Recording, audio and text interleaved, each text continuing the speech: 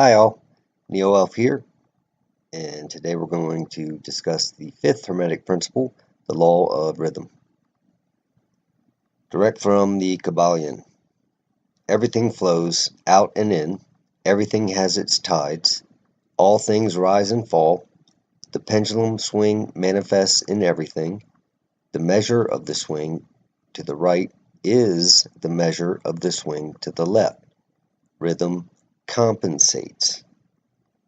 Now, I purposefully emphasize two words, is and compensates. The word is in that context implies both endpoints or poles as being equal in measure or magnitude. And rhythm is what compensates or controls the flux. Rhythm is what defines the entire path, though we often tend to only view the on beat or the off beat. But yes, this is the pendulum swing. It's the tides coming in and out. It's the moon and other orbs waxing and waning. The sun setting only to rise again and repeat that same pattern or process at a certain rate or time interval. In the West, we use a specific calendar, the Gregorian now, but in the East, others are used. We also use a 24-hour system in which we enclose 60 minutes in each hour and 60 seconds in each minute, etc. And depending, may also even break it down to the millisecond or farther. My point here is that we don't have to use, rather we choose a 24-hour system or two systems of 12 typically. We could instead just see the day as one and the eve as another. Then we could define the word hour basically as a simple binary on-off bit. Or we could use a system that has 72 of what we currently label as hours, which then would contain less minutes, of course. Maybe reflect to the principle of vibration again to review the inverse relationship of frequency to time. Or we could use any number along with any labels, for that matter, for the purpose of measurement. So I can say this is the fifth Hermetic principle and it's called rhythm, and we could have the thought, okay, I understand music and it's all about time. And we could choose to view time as simply linear and as being constant for everything, as that was a mental impression that I had as a child. But after we evaluate this principle of rhythm a bit, we can easily see that time is actually cyclical in nature, and also that fractality plays a huge role in it, as in all the principles. Because there are systems where, for example, the master clock may cycle at a faster frequency or rate or shorter waveform, and these can actually be overlapped or encapsulated by systems that cycle at a slower frequency or rate, which have a longer waveform. It may be, for example, that 7 cycles of the former may occur in the same time interval that only one cycle of the latter occurs. But everything has a frequency or rate at which it cycles. In addition, this rate can be variable. It can fluctuate or change over time itself. This, however, is, in a way, to still view time as being linear, though, because along with that frequency or rate, we also have magnitude or amplitude, or put another way even, force. So we're not just dealing with the x-axis here. The y-axis is also a large factor.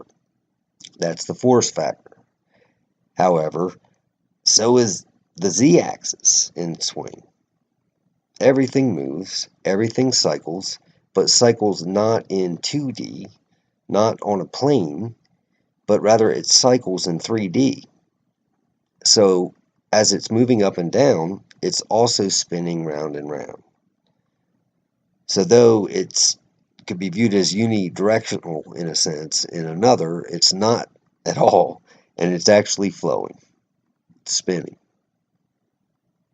It's important to recognize that the pendulum swing, for example, isn't just on one side or the other. This would be to view it linearly, in a sense, or to simply see it at one side or one pole or the other. But as the law of vibration teaches us, it's never resting. It doesn't just stop, as we just don't cease to exist either. Our physical body eventually decays, but that is also a process in motion. That is also only viewing the physical, where we perceive space. Time is perceived in the mental, where we are co-creators. We can see or experience also, given a high enough resolution and the ability, its full, actual, and true motion. Its path can be seen, and we can attempt to predict future paths based on those prior. We can understand the importance of flow. The old saying, go with the flow, is a wise one, because we could be caught up not even seeing the actual flow, not seeing the full process or path, much less riding in it, flowing with it, but rather only evaluating or judging one extreme side or high or low. We can, however, mentally note that, okay, it's getting ready to be on the next side, or it's in the process of moving to that other side, but it's not quite there yet. Oh, wait, now it is, and it's headed back the opposite direction. And it's doing so in an elliptical manner, which is where we can see the peaks and the troughs. So we can see it as just two sides, 2 points, the highest and the lowest, or we can see two directions, or we can understand this elliptical nature and recognize that when we're not seeing the full ellipse or the torus given a perfect sign, we can tend to get stuck on one side instead of going with the natural flow and seeing or experiencing the full path. It's not about winning or losing, it's about just playing.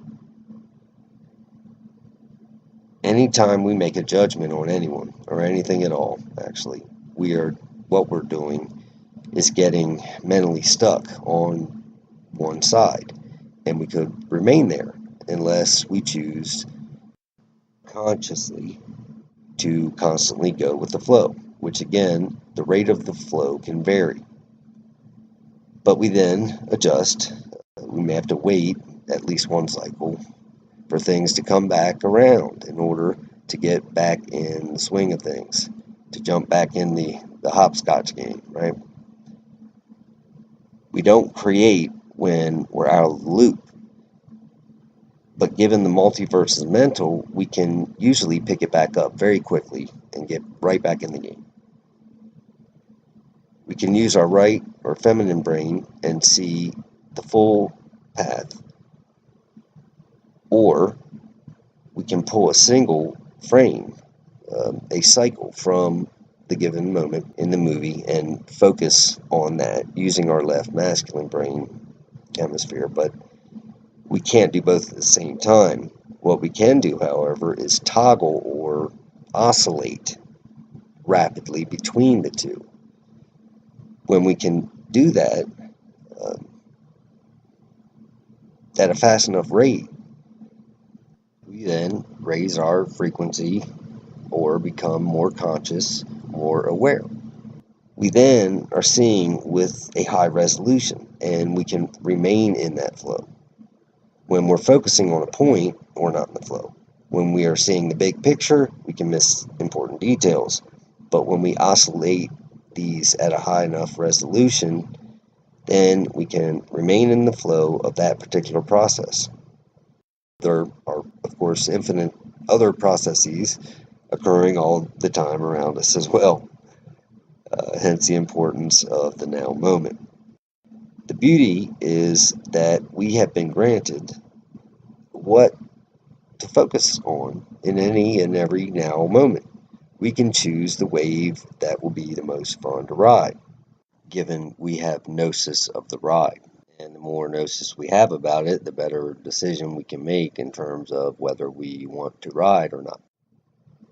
So we can pull one full frame for detail, or visualizing the sine wave, one full cycle of that particular waveform.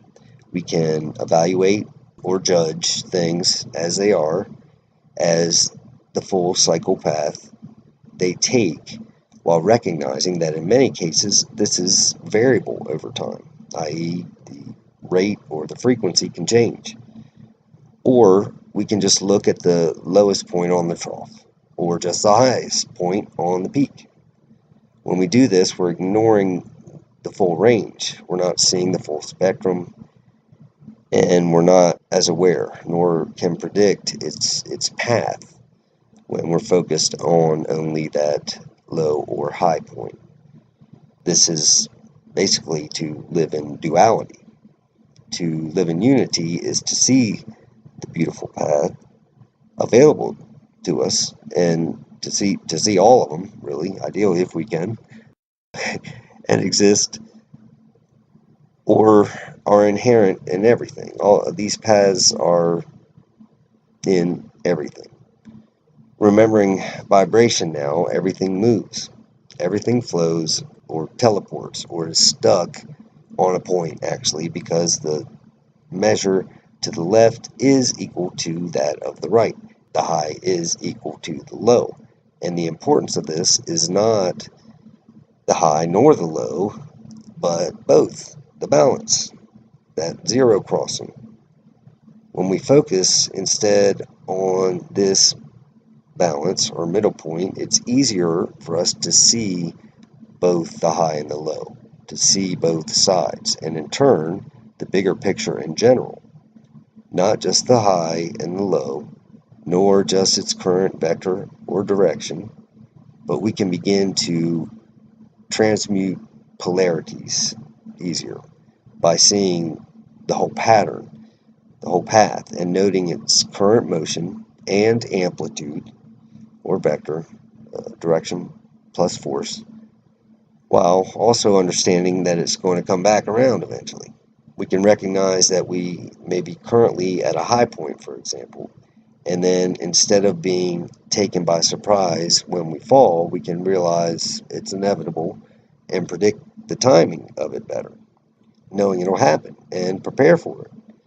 And be happy that, okay, I'm getting ready to fall, time to brace myself, and then also prepare and get excited and ready to get back up for the swing of equal magnitude, which is also inevitable, and to rise back up again. We can ride the roller coaster, or we can be driven by it. And when we're driven by it, instead of being carefree, holding our arms up, we are not able to see that next up or down or twist or turn until we're right up on it, because we're currently being twisted or turned. But we can also see the whole roller coaster from above before even choosing to ride it. We can say, okay, there are 3 main falls and X amount of twists to the left, etc. But that's no fun, right? Just looking at the roller coaster. We should look and ride, and ideally oscillate smoothly, though at a fast rate, between both. I want to thank you all for listening today, and as always, have a beautiful rest of yours.